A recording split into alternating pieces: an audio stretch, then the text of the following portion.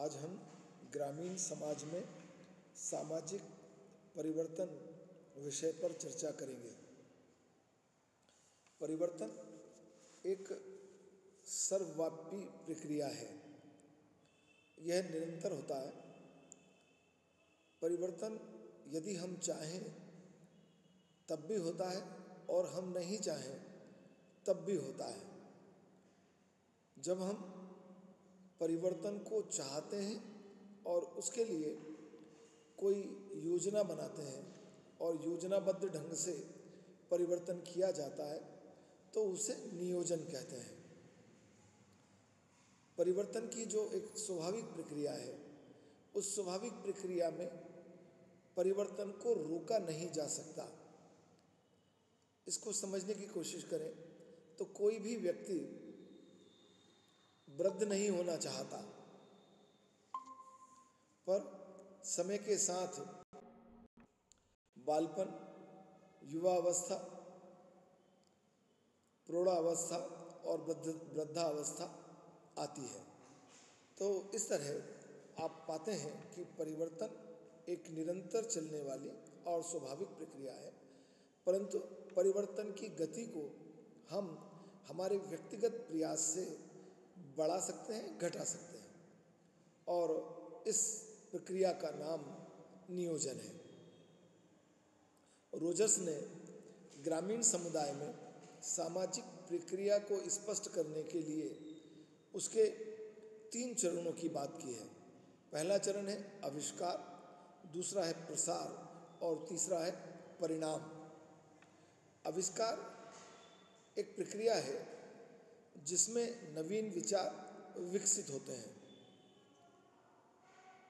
और प्रसार वह प्रक्रिया है जिसके द्वारा एक नवीन विचार को एक समूह विशेष में, वर्ग विशेष में प्रेषित किया जाता है। और परिणाम उस वर्ग विशेष द्वारा उस प्रकार के परिवर्तन को स्वीकार भी किया जा सकता है और अस्वीकार भी किया जा सकता है। तो यह परिवर्तन के 3 प्रमुख चरण के संबंध में रोजर्स ने बात की थी।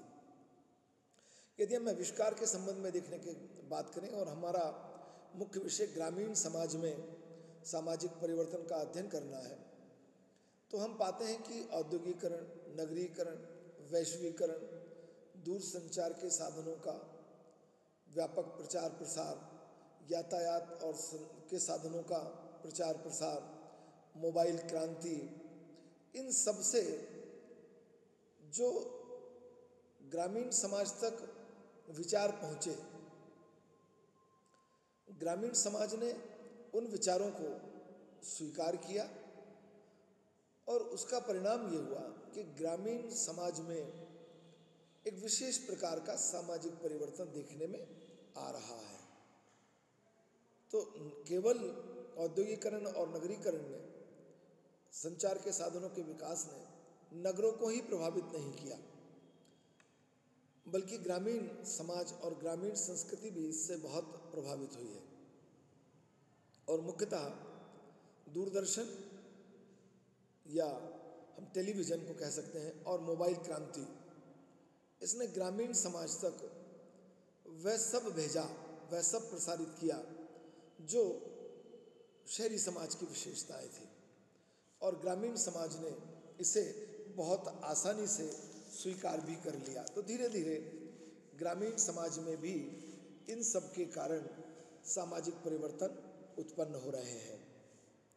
ग्रामीण समाज में कौन कौन से क्षेत्रों में सामाजिक परिवर्तन हो रहे हैं, अगर हम उसे समझने की कोशिश करें तो पहला, पारिवारिक जीवन में परिवर्तन।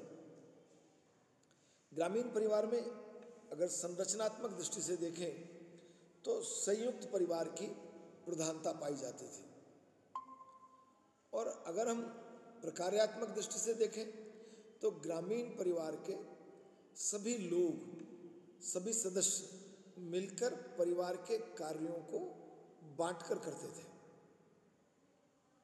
महिलाओं के काम निर्धारित थे, पुरुषों के काम निर्धारित थे, और वह अपने अपने दायित्वों को पूरा करते हुए परिवार के संगठन को बनाए हुए थे। जो औद्योगिकरण, नगरीकरण, वैश्वीकरण हुआ और वह जो ग्रामीण अंचल तक पहुंचा, उसका परिणाम यह हुआ कि अब ग्रामीण अंचल में संयुक्त परिवार असुविधाजनक समझे जाने लगे, क्योंकि संयुक्त परिवार में स्त्री स्वतंत्रता नहीं थी, स्त्रियों की शिक्षा पर रोक थी, परंपराओं की प्रधानता थी, अनेक प्रकार के सामाजिक नियंत्रण थे, सामूहिक रसोई थी और सामूहिक रसोई में जो अंशदान था वो अंशदान संपूर्ण था, लगभग जो कमाया वो परिवार के मुखिया को सौंप दिया और वह उस धन का उचित प्रकार से परिवार के हितों के लिए व्यय करता था, शिक्षा पर व्यय करता था, विवाह पर व्यय करता था, बचत करता था। पर अब ये प्रवृत्ति बदलती जा रही है। परिवार के लोगों की आय के स्रोत अलग अलग हैं और उनकी आय की जो रकम है वो अलग अलग है और उसके कारण वह परिवार के लोग अगर संयुक्त परिवार में रह भी रहे हैं तो ये चाहते हैं कि उनसे उतना ही अंशदान लिया जाए जितना दूसरा दे रहा है। और उसका परिणाम हुआ कि परिवार जो आर्थिक रूप से मुखिया के नियंत्रण में रहता था, वह मुखिया का नियंत्रण अब शिथिल हो रहा है। परिवार में शक्ति संरचना बदल रही है। परिवार में महिलाओं की भूमिका निर्णय प्रक्रिया में बढ़ती जा रही है। नगरीय मनोवृत्तियां ग्रामीण स्त्रियों को भी प्रभावित कर रही हैं। वह स्वयं शिक्षित होना चाहती हैं, अपने बच्चों को शिक्षित करना चाहती हैं, सौंदर्य प्रसाधन सामग्री का स्वयं प्रयोग करना चाह रही हैं, बच्चों को भी चाह रही हैं। घूंघट प्रथा जो है वो उनको अब असुविधाजनक लगती है और इस सब का परिणाम है कि परंपरागत ग्रामीण परिवार में जो प्रत्येक सदस्य निस्वार्थ और त्यागपूर्ण भावना से अपने असीमित उत्तरदायित्वों को पूरा करता था और नई पीढ़ी के लोगों को भी असीमित उत्तरदायित्वों को पूरा करने के लिए शिक्षित करता था, तैयार करता था, उनको संस्कृति के माध्यम से, व्यवहार के माध्यम से यह सब सिखाता था। आज सामूहिक हित के स्थान पर व्यक्तिगत हित की प्रधानता होती जा रही है। व्यक्तिगत मनोवृत्तियां ग्रामीण परिवार में भी बढ़ रही हैं और उसका परिणाम यह है कि ग्रामीण अंचल में भी संयुक्त परिवार या तो देखने में नहीं आ रहे हैं और यदि वो संयुक्त परिवार देखने में आ भी रहे हैं तो उनमें संयुक्तता की भावना, समर्पण वाली भावना नहीं है, त्याग वाली भावना नहीं है, निस्वार्थता वाली भावना नहीं है। और उस सब का यह परिणाम है कि ग्रामीण परिवार भी लघु परिवार में बदलता जा रहा है। अगला है ग्रामीण विवाह में परिवर्तन। विवाह वह संबंध है जो समाज और कानून द्वारा मान्यता प्राप्त है और जिसके माध्यम से एक स्त्री और पुरुष को यौन संबंध स्थापित करने और संतानोत्पत्ति, वैध संतानोत्पत्ति की आज्ञा प्राप्त होती है। ग्रामीण अंचल में भी विवाह महत्वपूर्ण सामाजिक संस्था है, परंतु यह विवाह ग्रामीण अंचल में दो, एक स्त्री और एक पुरुष, दो विपरीत लिंगी का संबंध नहीं था, बल्कि यह दो परिवारों का संबंध था और पुत्र या पुत्री के लिए जीवन साथी का चयन परिवार के वरिष्ठ जनों द्वारा किया जाता था।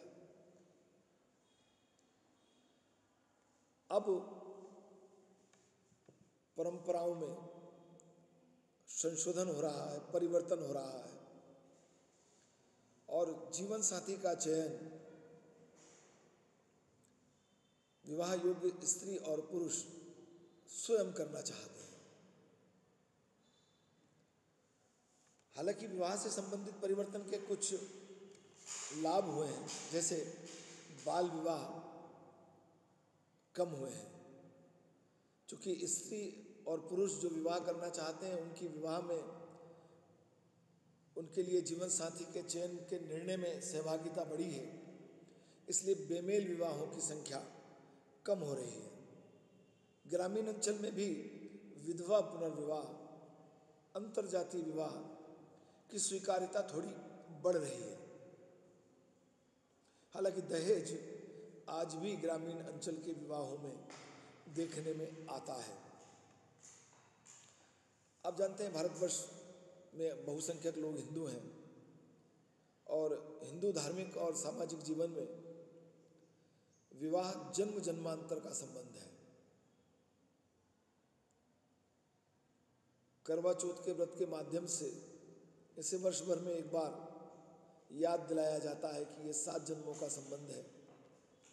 और पहले महिलाएं केवल करवा चौथ का व्रत रखती थीं, अब शहरी क्षेत्र में तो पुरुष से ही मांग की जाती है कि मैं अकेली करवा चौथ का व्रत नहीं रखूंगी, क्योंकि 7 जन्मों का संबंध में अकेली नहीं, हम दोनों मिलकर चाहते हैं।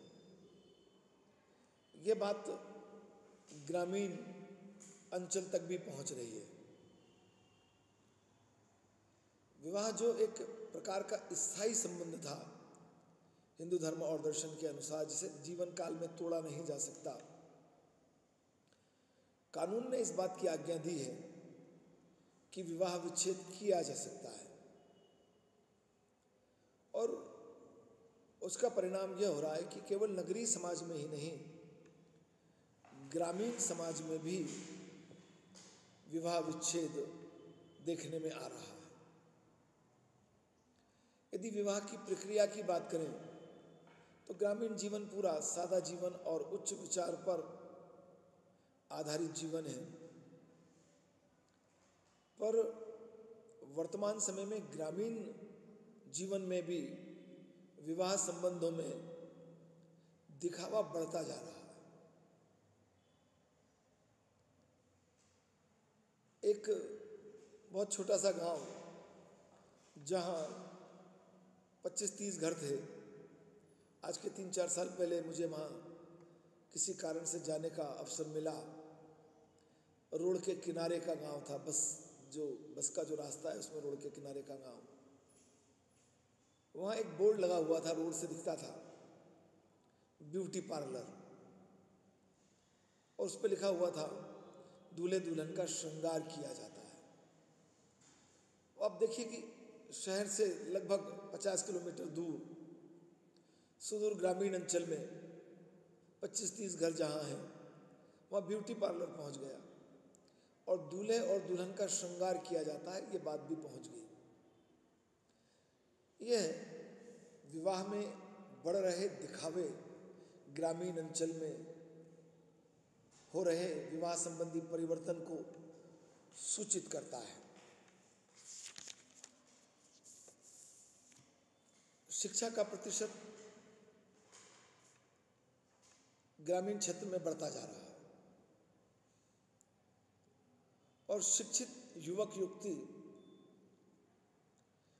कृषि भी उन्नत प्रकार से करते हैं और व्यापार और व्यवसाय भी थोड़ा वैज्ञानिक ढंग से करते हैं।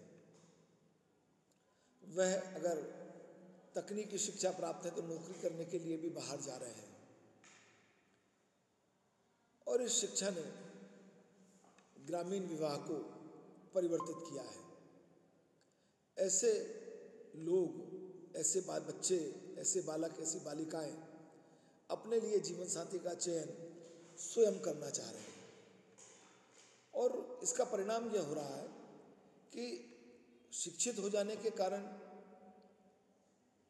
उनके जो विवाह का जीवन साथी चयन का क्षेत्र है वो सामान्यतः उनकी रुचि, उनकी शिक्षा, उनकी नौकरी के अनुरूप जीवन साथी का चयन करना होता है। पर ऐसा जीवन साथी कई बार जाति में नहीं मिलता, तो ग्रामीण अंचल में भी अंतरजातीय विवाहों की संख्या बढ़ती जा रही है। हालांकि एक दृष्टिकोण विवाह टूटने का भी है कि ग्रामीण अंचल में विवाह विच्छेदों की संख्या भी बहुत बढ़ती जा रही है। आधुनिकीकरण, औद्योगिकरण, नगरीकरण, वैश्वीकरण, जिनकी चर्चा अभी हमने इसके पूर्व की थी, उन सब का परिणाम है कि व्यक्तिगत स्वतंत्रता की भावना ग्रामीण अंचल तक बहुत पहुंच गई है और व्यक्तिगत स्वतंत्रता में बाधा, आपसी समायोजन में बाधा विवाह विच्छेद की ओर धकेल देती है। दहेज का एक नया स्वरूप ग्रामीण और शहरी दोनों क्षेत्रों में देखने में आ रहा है। पहले दहेज वर पक्ष द्वारा वधु पक्ष से मांगी जाने वाली वस्तुओं या धन का नाम था। स्वेच्छा से देना इसमें शामिल नहीं था। आज शिक्षित लड़कियां अपने माता पिता से अपने सुख और सुविधा की बहुत सारी चीजों की मांग करती हैं कि वह उन्हें विवाह के समय दी जाए। अब इसे क्या कहें? ये दहेज है? दहेज तो नहीं है, सामने वाला नहीं मांग रहा है। बिटिया स्वयं अपनी सुविधा के लिए, अपने प्रतिष्ठा के लिए उस परिवार में वस्तुओं को मांग कर ले जा रही है। पर यह प्रवृत्ति भी ग्रामीण अंचल में देखने में आ रही है। अगला है ग्रामीण जातीय संरचना में परिवर्तन। भारतीय समाज में जाति का बहुत प्रमुख स्थान है। जाति जन्म से निर्धारित होती है। आप जिस माता पिता के संतान हैं, उस जाति समूह की सदस्यता स्वतः आपको मिल जाती है और जीवन काल में उसमें किसी प्रकार का परिवर्तन करना संभव नहीं होता। आप कितनी ही अपनी व्यक्तिगत योग्यताओं को बढ़ा लीजिए, क्षमताओं को बढ़ा लीजिए, पर जातिगत आधार पर समाज में जो आपका एक स्तर है, मान सम्मान है, वह वैसा ही रहेगा। पद, धन, उच्च पदों पर काम करने के कारण थोड़ा अंतर आ सकता है, पर बहुत बड़ा अंतर नहीं है। यह आज भी देखने में आ रहा है। पर सकारात्मकता यह है कि शिक्षा के परिणाम स्वरूप ग्रामीण समाज में शिक्षित लोगों में यह सामाजिक दूरी जाति के आधार पर घट रही है। निम्न जातियों के लोग जो उच्च पदों पर काम कर रहे हैं, स्वाभाविक है कि उनकी सामाजिक स्थिति थोड़ी ऊंची हुई है और जो कानून के जानकार हैं, जो अपने अधिकारों को जानते हैं, वे ये समझते हैं कि उनके साथ किसी प्रकार का भेदभाव नहीं किया जा सकता। और जो दूसरों के अधिकारों को भी समझते हैं, पढ़े लिखे लोग हैं, वो भी इस बात को समझते हैं कि अब जातिगत आधार पर किया जाने वाला भेदभाव दंडनीय है। इसके परिणाम स्वरूप थोड़ी कमी ग्रामीण अंचल में भी जातिगत ऊंच नीच की भावना में आ रही है। इस छुआछूत को रोकने में एक और कारण है जिसने महत्वपूर्ण भूमिका अदा की है, वो है राजनीतिक कारण। भारतवर्ष का संविधान सभी भारतीय नागरिक को एक दूसरे की तुलना में समान मानता है। उनसे किसी भी आधार पर भेदभाव नहीं किया जा सकता। जो संवैधानिक पद हैं उनमें एक आरक्षण की व्यवस्था है। लोकसभा, विधानसभा, और ये बात ग्रामीण अंचल में पंचायत व्यवस्था तक गई है। पंचायतों में जातियों के लिए स्थान आरक्षित है और अभी 71 में 72 में संशोधन द्वारा उस जातिगत आरक्षण में महिलाओं के लिए भी स्थान आरक्षित किए गए हैं। तो ग्रामीण समाज में सभी जातियों के लोगों की, जिन्हें निम्न जाति भी हम कहते हैं, अस्पृश्य जातियां भी हम कहते हैं, उनकी राजनीतिक प्रक्रिया में सहभागिता बढ़ी है। और केवल पुरुषों की नहीं, महिलाओं की भी बढ़ी है।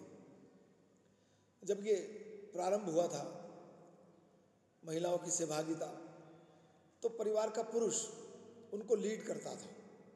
अब यह बात भी लगभग समाप्त होती जा रही है और ग्रामीण महिला अपने राजनीतिक अधिकार का सीधा और स्वयं प्रयोग करने लगी है। तो निम्न जातियों के, अस्पृश्य जातियों के, स्त्री और पुरुषों के राजनीतिक निर्णय प्रक्रिया में सहभागिता लेने के कारण उनके मान सम्मान में वृद्धि हुई है और इसने ग्रामीण जातीय संरचना में उच्चता और निम्नता की भावना, अस्पृश्यता को थोड़ा कम किया है। पर अभी इस क्षेत्र में बहुत काम किया जाना शेष है। अगला है ग्रामीण मूल्यों और मान्यताओं में परिवर्तन। मूल्य, मान्यताएं, मनोवृत्तियां हमारे जीवन को निर्देशित और नियंत्रित करती हैं। हम क्या करेंगे, कैसे करेंगे, यह सब हमारे मूल्यों और मान्यताओं द्वारा निर्धारित होता है। ग्रामीण जीवन में जो धार्मिक मान्यताओं का पालन किया जाता था, उसमें था एक भाग्यवाद। भाग्यवाद वह धारणा है जिसमें यह माना जाता है कि सब कुछ ईश्वर के भरोसे है, आपके प्रयासों से कुछ नहीं हो सकता। जन्म निर्धारित है, मृत्यु निर्धारित है, आपकी सुख और सुविधाएं जो आपको जीवन में मिलने वाली हैं वो सब निर्धारित है। तो इस भाग्यवाद के कारण एक व्यक्ति निष्क्रिय होता है। जबकि आप जानते हैं कि बहुत सारे उच्च जातियों, निम्न जातियों के लोग भी हैं जिन्होंने अपने कर्मों के साथ भाग्यवादी समझौता नहीं किया, अपने काम किए, लगन से किए। परिणाम हुआ कि उनकी सामाजिक आर्थिक स्थिति बहुत ऊंची हुई। आप धीरू भाई अंबानी को जानते हैं, बहुत सामान्य परिवार से वो, आज उनके बच्चे भारतवर्ष के सबसे धनवान व्यक्ति हैं। अक्षय कुमार, अमिताभ बच्चन, शाहरुख खान शीर्षस्थ कलाकार हैं। आप जानते हैं कि ये सब सामान्य दर्जे के लोग थे। सचिन तेंदुलकर क्रीड़ा प्रतिभा के माध्यम से बहुत आगे गए हैं। तो ये बात सब साबित करती है कि आपकी स्थिति को आप अपने प्रयासों के द्वारा बदल सकते हैं। पर ग्रामीण जीवन का व्यक्ति ऐसा नहीं मानता, वह भाग्य पर निर्धारित था। पर आधुनिक शिक्षा और वैज्ञानिक साधनों के परिणाम स्वरूप उसको ये सब कहानियां, जो अभी हमने आपको कहा कि धीरू भाई अंबानी, अमिताभ बच्चन, सचिन तेंदुलकर, ये सब उसको भी सुनने में आती हैं। वो भी देखता है कि उसके आसपास का एक व्यक्ति जो सामान्य जीवन जीता था, उसने उद्योग लगाया और वो सफल हो गया। उसने राजनीति में कदम रखा और वो सांसद और विधायक बन गया, मंत्री बन गया। तो उसको भी ये प्रेरणा मिली कि व्यक्तिगत प्रयास से अपनी स्थिति को बदला जा सकता है। और इसमें एक बात ने और बड़ी प्रेरणा दी परिवर्तन में, वो है कृषि। भारत का कृषक वर्षा पर निर्भर था। बरसात हो गई तो फसल अच्छी, ओले नहीं गिरे तो फसल अच्छी, कीट पतंगे नहीं लगे तो फसल अच्छी, और इनमें से कोई भी चीज हो गई तो फसल चौपट। और साल भर वो मेहनत करता था, कुछ भी उसको नहीं मिलता था। सिंचाई के साधनों का अभाव, उन्नत किस्म के बीजों का अभाव, उन्नत किस्म के खाद का अभाव। और आज के 50 साल पहले वो 6-7 गुना, 10 गुना, 11 गुना फसल अपने खेत से लेकर आता था। 11 गुने का मतलब है 1 कुंटल बोना और 11 लेके आना, और 11 तो बहुत बड़ी बात मानी जाती थी। गांव गांव में सिंचाई के साधन पहुंचे, अच्छे किस्म के खाद और बीजों का प्रयोग होने लगा, और उसका परिणाम हुआ कि किसान अब बहुत बड़ी मात्रा में पैदावार लेता है। वर्षा पर वो निर्भर नहीं है, केवल एक फसल नहीं लेता, वो सिंचाई के साधनों के कारण 2 और 3 फसल तक लेता है। व्यापारिक खेती भी वो करता है, संतरा भी लगा रहा है, अंगूर भी लगा रहा है, अपने खेत में वो फूल की खेती कर रहा है, विभिन्न प्रकार के फलों की खेती कर रहा है, नींबू लगा रहा है, आम लगा रहा है, जाम लगा रहा है, पपीता लगा रहा है। और इस सब का परिणाम हुआ कि उसके पास धन की आवक बढ़ी, और वो जो कृषि भाग्य पर निर्भर थी वो बदल गई। तो उसका संपूर्ण सामाजिक जीवन वो जो भाग्य पर निर्धारित करता था, उसके उस संबंधी विचार में भी परिवर्तन आया। और इस सब का परिणाम यह है कि ग्रामीण जीवन में पाई जाने वाली सामाजिक विचारधाराएं, सामाजिक मूल्यों, सामाजिक मान्यताओं में परिवर्तन आ रहा है। अगला है ग्रामीण आर्थिक जीवन में परिवर्तन। आर्थिक जीवन, आप जानते हैं कि ग्रामीण आर्थिक जीवन पूरी तरह कृषि पर निर्भर था। और अभी हमने चर्चा में आपको कहा कि कृषि बरसात पर निर्भर थी, और बहुत सारा कुछ हुआ जिससे कृषि की बरसात पर निर्भरता समाप्त हुई। वैज्ञानिक ढंग से किसान खेती करने लगा। पहले पशु के माध्यम से वो खेती करता था। 50 एकड़ के किसान को 30-40 पशु, बैल अपने यहाँ रखने पड़ते थे, जिसके माध्यम से वो निदाई, गुड़ाई, बुआई का काम करता था। अब ट्रैक्टर आ गया, हार्वेस्टर आ गया, बोने के लिए मशीनें आ गई। उस सब का यह प्रभाव पड़ा कि ग्रामीण आर्थिक जीवन बदल गया। उसके पास बड़ी धन का प्रवाह हुआ, आर्थिक स्वतंत्रता आई, और वह अपने और अपने परिवार पर व्यय करने लगा। ग्रामीण अंचल के किसी गांव में आप चले जाएं, जहां आज के 50 वर्ष पूर्व एक साइकिल मुश्किल से मिला करती थी, अब आपको हर घर में मोटरसाइकिल और कार मिल जाएगी। ये कृषकों के जीवन में आई आर्थिक समृद्धि का सूचक है। और इस आर्थिक समृद्धि ने उसकी शिक्षा, उसके स्वास्थ्य,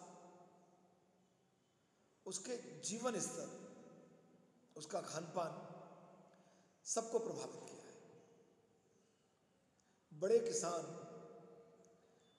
गांव में खेती करते हैं और अपने बच्चों की शिक्षा और स्वास्थ्य के लिए पास के शहर में रहते हैं।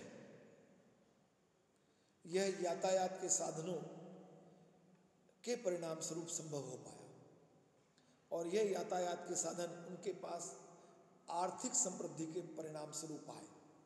तो आर्थिक समृद्धि ने शिक्षा, नवीन प्रौद्योगिकी के प्रयोग, स्वास्थ्य सबको प्रभावित किया है। ग्रामीण समाज में एक जजमानी प्रथा पाई जाती थी। जजमानी प्रथा में नाई, बढ़ई, ब्राह्मण जातियां गांव के लोगों की सेवा करते थे। और वो जो सेवा कार्य था, वह सेवा कार्य निरंतर चलता था वर्ष भर, पर उसके लिए उनको भुगतान साल भर में एक बार और वस्तु के रूप में किया जाता था। बदलाव आ गया। जजमानी प्रथा या तो अस्तित्व नहीं है उसका, कहीं कहीं अस्तित्व अगर देखने में भी आता है तो भुगतान की पद्धति बदल गई। अब भुगतान मुद्रा में किया जाता है। सामान्यतः साल भर के ठेके वाली परंपरा भी समाप्त होती जा रही है। ग्रामीण राजनीतिक जीवन में परिवर्तन की हमने चर्चा इसमें अभी पहले की थी कि जो मताधिकार और आरक्षण के परिणाम स्वरूप ग्राम पंचायतों, विधानसभाओं और लोकसभाओं में ग्रामीण लोगों की जो सहभागिता बढ़ी है, उस राजनीतिक चेतना ने भी उनके अंदर बहुत सामाजिक परिवर्तन लाए हैं। ग्रामीण धार्मिक जीवन में परिवर्तन की भी चर्चा हमने संक्षेप में की थी। धर्म का व्यक्ति के जीवन में बहुत महत्वपूर्ण स्थान है। यह व्यक्तिगत और सामूहिक दोनों स्तर पर व्यक्ति को निर्देशित करता है, प्रेरित करता है, नियंत्रित करता है और कुछ विशेष प्रकार के व्यवहार करने के लिए अग्रसर करता है। ग्रामीण अंचल में धार्मिक विश्वासों में थोड़ा अंधविश्वास था। जिस भाग्यवता की हमने चर्चा की, बहुत सारे कर्म कांडों का वो पालन करते थे। बरसात में वो कृषि कार्य उनके पास कोई नहीं था तो वो पूरी तरह फ्री थे। तो उस बरसात के काल में ढेर सारी धार्मिक गतिविधियां ग्रामीण अंचलों में की जाती थी। अब उसके पास धन का प्रभाव, समय की कमी और अन्य कारणों से धार्मिक अंधविश्वासों में, जादू टोने में कमी आई है। पर वह कुछ धार्मिक विधि विधानों से अभी भी जुड़ा हुआ है। जब वो खेत में बोने जाता है तो खेत के छोटे से कोने में एक पत्थर को लगकर वहां सिंदूर लगाकर उसकी पूजा करके फिर बोवनी करता है। कटाई के समय में वो ऐसा ही करता है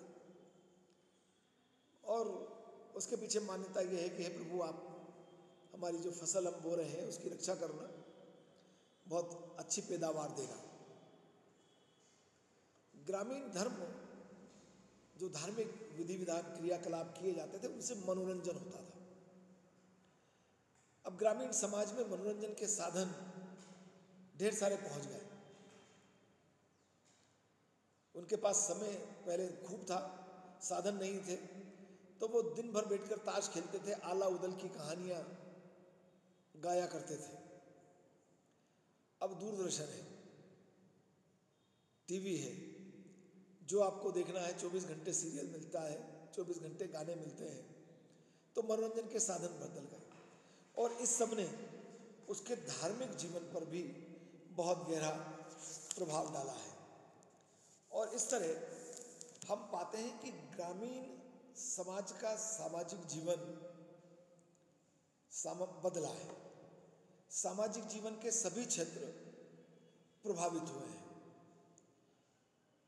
अर्थ भी प्रभावित हुआ है, राजनीति भी प्रभावित हुई है, धर्म भी प्रभावित हुआ है और इसके सकारात्मक परिणाम भी आए हैं। बाल विवाह घटा है, बेमेल विवाह घटा है, शिक्षा बढ़ी है। शिक्षा बढ़ी है तो टीकाकरण की स्वीकार्यता बढ़ी है। टीकाकरण बच्चों को बहुत सारी बीमारियों से बचाता है। पहले ग्रामीण अंचल में टीकाकरण की बात करते थे तो लोग नाराज हो जाते थे। आप जानते हैं कि हमारे यहाँ पल्स पोलियो का टीकाकरण हुआ, ग्रामीण अंचल में भी उसकी स्वीकार्यता हुई और आज पोलियो मुक्त भारतवर्ष है।